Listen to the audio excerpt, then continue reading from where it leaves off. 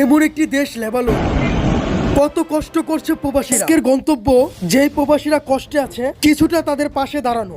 অবশেষে হেঁটে চলে গেলাম বাজারে যাওয়ার সাথে সাথে আমাদের আগেই চিন্তা ছিল যে আজকে আমরা কি কি কিনবো। অবশেষে আমরা বাজারের ভিতরে ঢোকার সাথে সাথে আলু, পেঁয়াজ, তেল এবং কি গুঁড়ো মশলা, তারপরে আমরা চাল, এগুলো সবকিছু আমরা কিনা শুরু করলাম এক এক করে। সবকিছুই ঘাড়ে করে সবগুলো গাড়িতে উঠালাম, এক এক করে গুনে দেখতেছিলাম সবকিছু ঠিক আছে নি। অবশেষে ঠিক আছে সব। অবশেষে আমাদের সেই গন্তব্য হয়েছে, সেই প্রবাসীদের কাছে যাব আর এই সবগুলো তাদের হাতে পৌঁছেই দিব।